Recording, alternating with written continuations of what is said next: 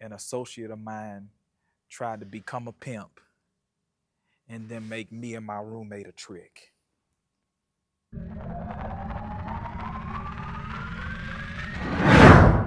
So this story time right here, I'm gonna start out by saying it doesn't have a silver lining, but it's just a funny story to tell. This story time is when an associate of mine tried to become a pimp and then make me and my roommate a trick. Listen, it's, it's funny to me, but way back in yesteryears of my life, when um when I was living a different life and I was outside, um, my friend who was also my roommate had a friend, and this young man in particular was of the entrepreneurial spirit from a serial perspective. One day he would be doing this, next day he would be doing that, next day he'll be making t-shirts, next day he'll be a jeweler, next day he'll be selling shoes. You get what I'm saying? And with his entrepreneurial spirit, it created for quite a comedic time whenever he was around. And on this particular evening, me and my homeboy are just out and about clubbing. It's up. We outside. We outside. And we moving around Charlotte. And my homeboy gets a call. And he has him on speaker because he said, "Hey man, old boy calling. Like, put him on speaker, man. I got to hear what he's talking about today." I'm thinking he's about to tell, you know, us about the next idea. And that doesn't happen this night. On this night, he tells us that he got to move. Now, for those of y'all that don't know that terminology, anytime a man tells another man that he has a move, it could mean a few different things. It could be the next spot is a little turned up, um, or it could be some sort of money making opportunity. But coming from him, we knew what that meant because he also fancied himself a ladies' man. He says, "Yo, I gotta move." What are young men trying to do on a nightly basis in their early 20s? They looking for a move. To define move in this context is looking for some young ladies to have some deep, intimate conversations with no relationship after. Do with that what you will. Says he got to move. Also, this young man did not have his own place. So a part of the move was he had the move with him, but needed a place to take the moves. They needed a place to take the vibes. So we like, man, we ain't got nothing else going on anyway. So we head to the house, head to our little apartment. Now, mind you, in Charlotte, we lived in this place at the time called Barrington Place. It was in University City.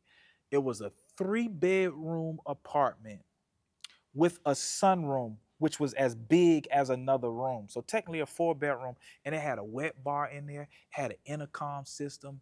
All of that was for $1,100 at the time. It was right down the street from UNCC.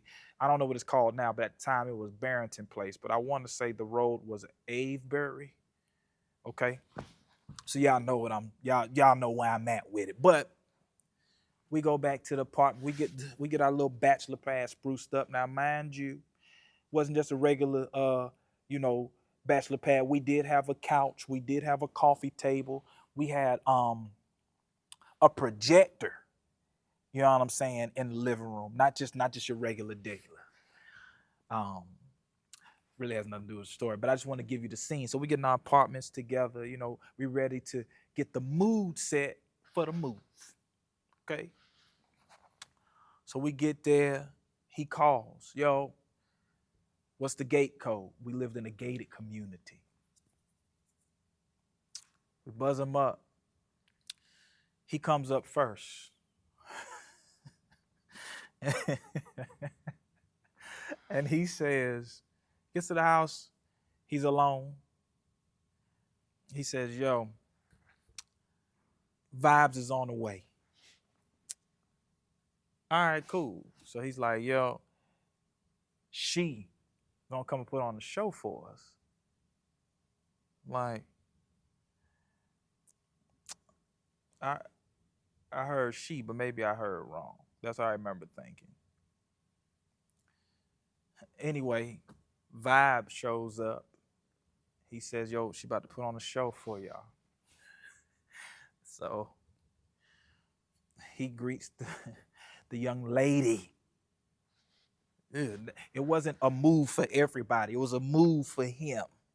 He was trying to make it a move for everybody. So we all sitting in the living room. He's like, yo, she gonna make a move. She gonna make a movie. So she's in the middle of our living room. I mean, okay, I gotta explain this too. She wasn't the most attractive thing. Okay. I know I'm about a good 7 or 8. But this thing right here looked like it was out of Men in Black. Okay? Just want to put it out there. But I digress nonetheless. I love that word. She's putting on this show. I mean, I mean, just putting on a show. So this ain't my friend. This is my homeboy's friend. He's just my associate. He's not. I'm not hanging around with him without my homie. Like that's my homie's homie. Guess he goes to my homie and says, "Yo, you know, can I indulge a little bit? We got an extra room. Go do what you do, bro." They go to that room. I'm looking at my homeboy because I'm upset because you pulled me off the street where I could have been working a move, bro. I know y'all don't hear pastors talk like this all the time, but I'm trying to work a little move outside, but I'm coming on the inside because I think we already got an easy move, but I could have been moving and grooving how I was already moving and, doing what he doing, but I could have been doing that on my own. Nah. He get done doing what he doing. He comes out. He goes to my homeboy and says, hey, um, all is clear. Do you want a piece of it? My homeboy being he's not doesn't have the same standard as me. He says, yeah, hey man, she wanna get down with you too. And my homeboy's like, bet, because at this point, move is a move, and I'm like, nah, chief, I'm cool. So he goes back to my homeboy, and I hear him blatantly say, hey, bro, before you go back there, bro, you got like, $80 or something? You know what I'm saying? Like, I brought her over here. Not to discount the fact that he at our spot. We done stopped our move. You said you had a move for us. And now you telling me you trying to capitalize when you up in the spot. We should be charging you for my pain and suffering of having to watch, for missing out on potential. And yeah, he said, man, but both of y'all put like $50 together. I said, bro, if you don't get the hell out of my house, bro, you think I'm a trick too?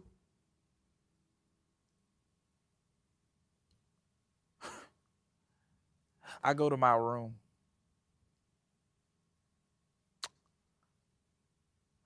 I get woken up by this sound by this repetitive rhythmic sound. I know this sound, but why is it in my living room? Because if we had a rule, not on the couch. Or so I thought. I come outside, my homeboy is having his way. Do you hear what I'm saying? You get what I'm saying? This fool looks at me and says, "Ooh, it's worth all that $80, man. He was right."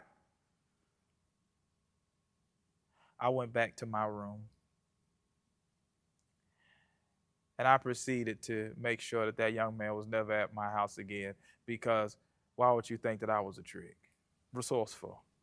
Think he was trying to get his bill paid. That's the time that somebody was trying to start their pimping career in my house and turn me into a trick.